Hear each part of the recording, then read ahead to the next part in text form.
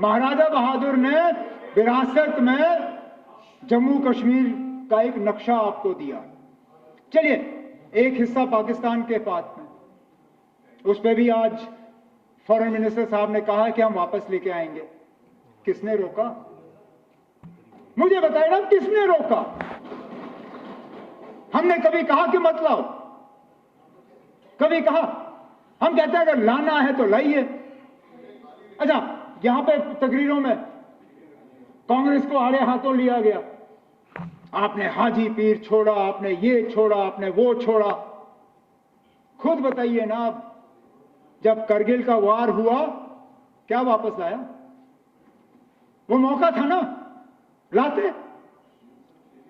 मौका मिल गया था, बहाना था आपके पास, पाकिस्तान ने हमला किया था। अगर लाने का इतना शौक था उस वक्त लाते, नहीं लाए। चलिए कोई बात नहीं, उस वक्त नहीं हो पाया। आज अगर ला सकते हो लाइए ना। हम में से कौन सा ऐसा है जो कहे ना लाए? ला सकते हो तो लाइए। लेकिन उसके साथ साथ जब आप वो नक्शा देखते हो ना जम्मू कश्मीर का, उसमें जम्मू कश्मीर का एक हिस्सा पाकिस्तान के पास है, ठीक, लेकिन एक हिस्सा चीन के पास भी है। उसकी बात क्यों नहीं होती? उसका जिक्र क्यों नहीं होता? जब आप लाएंगे ना, मेहरबानी करके, जब ये थोड़ा सा हम पे एहसान करिए, जब उस तरफ का लाएंगे तो जो चीन के पास है ना वो भी लाइएगा। लेकिन चलिए, वो दो हिस्से जो चले गए वो छोड़ दीजिए। जो महाराजा साहब ने जम्मू कश्मीर का नक्शा बनाया था उसके भी आपने दो हिस्से किए, लद्दाख को अलग किया। अब आप कहते हो लद्दाख के लोग ये चाहते थे। कभी पूछा आपने उनसे? करगिल के लोग इस फैसले के साथ नहीं थे, ठीक। आज अक्सर बेशतर लद्दाख की आबादी जो है, बौद्ध आबादी, वो भी इस फैसले के साथ नहीं है। आज जिन लोगों ने 5 अगस्त 2019 को मिठाइयां बांटी थी, आज वो भी कहते हैं कि शायद इससे बेहतर तो हमारी हालत जम्मू कश्मीर के साथ ही बेहतर थी। तो पैदल आए लेह से दिल्ली अपने हकूक हासिल करने के लिए, तो वो विरासत का जो हमें मिला था वो भी नहीं रहा। और विरासत में महाराजा साहब क्या छोड़ गए हमारे लिए? स्टेट सब्जेक्ट लॉज, कि हमारी जमीन हमारी, हमारी नौकरियां हमारी। कहां है वो लॉज ना? कहां है वो कानून? आज आपकी जमीन पे आपका क्या हक है ना? कोई भी आके ले लेगा। आज आपकी नौकरियों पे क्या हक है आपका? इससे अच्छा तो हिमाचल का हाल है। हिमाचल पे फैक्ट्री लगती है तो वहां कानूनन 70% जो है मुलाजिम हिमाचल के होने हैं। वहां अगर होटल लगता है तो 70% मुलाजिम हिमाचल के होते हैं। आप बताइए ना, कौन सा ऐसा कानून यहां पे है? अभी तक तो लीडर ऑफ द ऑपोजिशन साहब कह रहे थे कि यहां पर टेररिज्म के लिए पाकिस्तान कसूरवार है, इसलिए हम पाकिस्तान से बात नहीं करेंगे। लेकिन शक्ति परिहार साहब कहते हैं कि टेररिज्म यहां पे 370 की बदौलत है। अब खुदारा मुझे बताइए ना, टेररिज्म 370 की बदौलत है या पाकिस्तान की बदौलत? अगर टेररिज्म 370 की बदौलत है तो फिर पाकिस्तान से बातचीत के लिए आपको एतराज क्यों? और अगर पाकिस्तान कसूरवार है 370 के लिए, टेररिज्म के लिए, तो फिर 370 को इसके लिए दोषी क्यों ठहराते हो? और 370 को हटाने के बाद जो बिलखसूस जम्मू में टेररिज्म बढ़ी, उसके लिए कौन कसूरवार?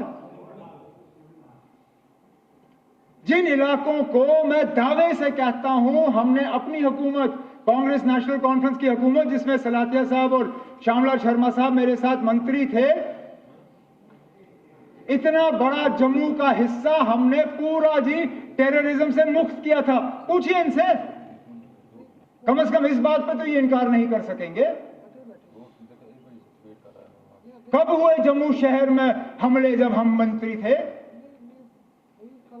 कब हुए रियासी में हमले जब हम मंत्री थे? कब हुए यात्रियों पे हमले जब हम मंत्री थे? कब हुए रजौरी बाजार में हमले जब हम मंत्री थे? नहीं हुए। मैं अब कितने मैं गिनना नहीं चाहता हूं, नहीं तो गिनने की अगर मैं गिनना शुरू कर गया तो फिर कोई एंड नहीं होगा इसका।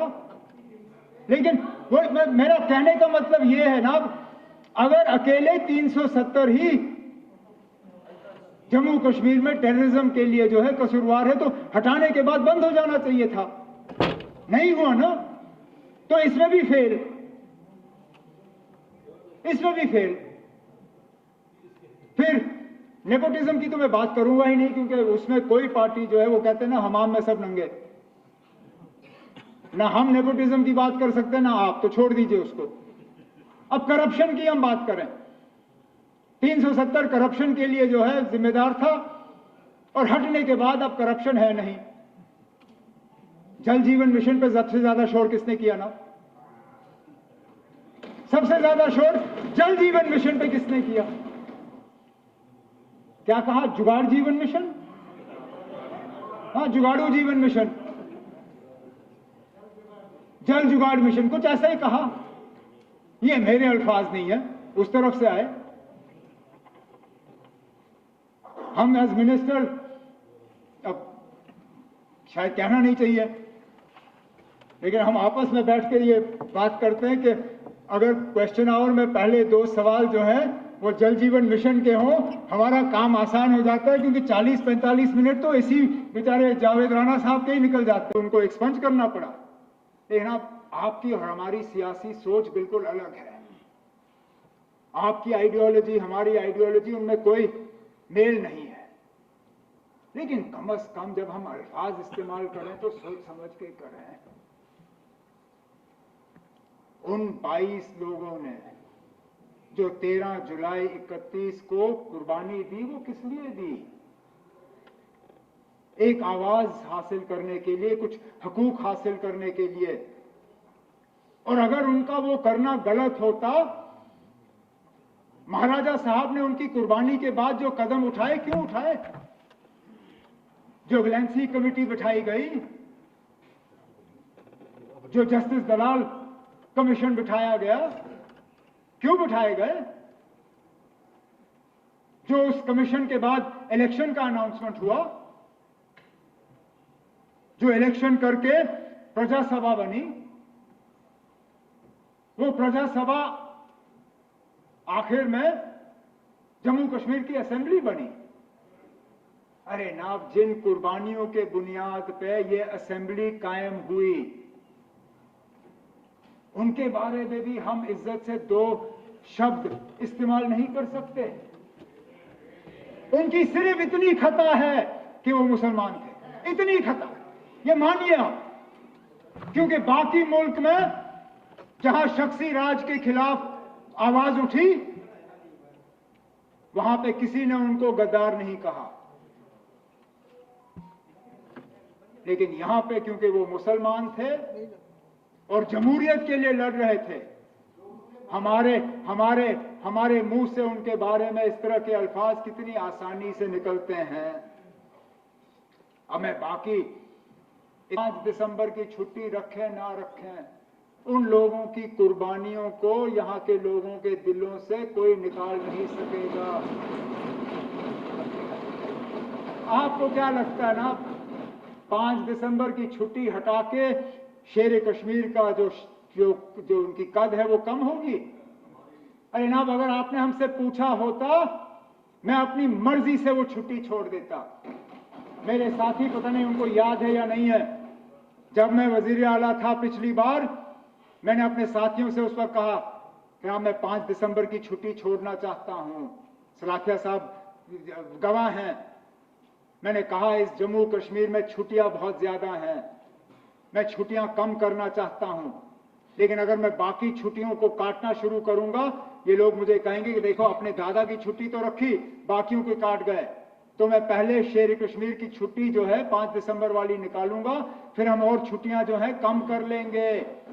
क्योंकि मुझे मालूम है शेर कश्मीर की शख्सियत जो है वो 5 दिसंबर की छुट्टी से नहीं है। उन्होंने जो जम्मू कश्मीर के लिए किया वो कोई मिटा नहीं सकता। कानून की लड़ाई है, और जम्मू कश्मीर के लोगों को एक राहत की सांस लेने की लड़ाई जो है हम लड़ रहे हैं,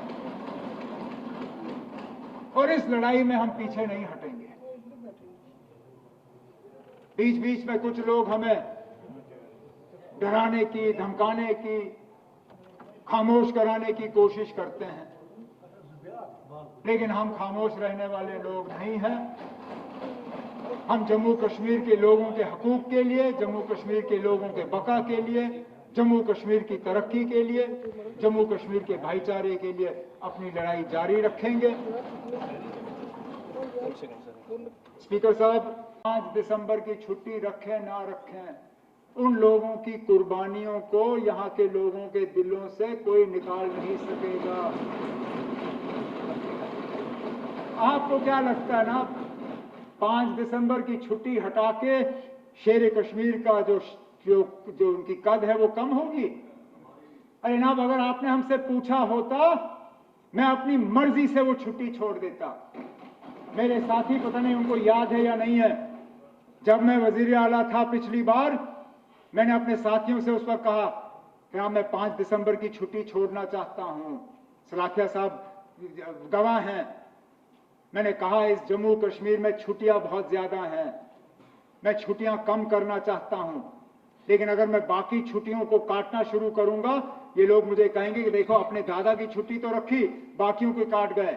तो मैं पहले शेर कश्मीर की छुट्टी जो है 5 दिसंबर वाली निकालूंगा, फिर हम और छुट्टियां जो है कम कर लेंगे, क्योंकि मुझे मालूम है शेर कश्मीर की शख्सियत जो है वो 5 दिसंबर की छुट्टी से नहीं है। उन्होंने जो जम्मू कश्मीर के लिए किया वो कोई मिटा नहीं सकता। मैं उस पर आ रहा हूं कि वो असेंबली में क्यों नहीं आया, कैबिनेट में क्यों? असेंबली में सिर्फ इसलिए नहीं लाया गया क्योंकि हमें तो ये शक था कि यहां पे कोई ऐसी पार्टी या कोई ऐसा शख्स नहीं है जो स्टेटहुड के हक में नहीं है। लेकिन अगर सजाद साहब को शक है कि यहां कुछ लोग ऐसे हैं जो स्टेटहुड के हक में नहीं है, लाएं रेजोल्यूशन। में आज कहता हूं ना, हमारे तरफ से सारे मेंबर उसके हक में वोट डालेंगे। वैसे भी शायद कल या परसों उन्होंने वैसे भी हाथ ऊपर करवा के 2 रेजोल्यूशन तो यहां पास कराई दी, ये वाला भी पास करा देते, हम अभी वहां हाथ ऊपर कर लेते। नहीं ना, ये वाला अब इनसे बात करके करवा लीजिए, लाइए ना, इनसे मशवरा कर लीजिए, आपके वहां बैठे हुए हैं, लाए ना, हमें कोई एतराज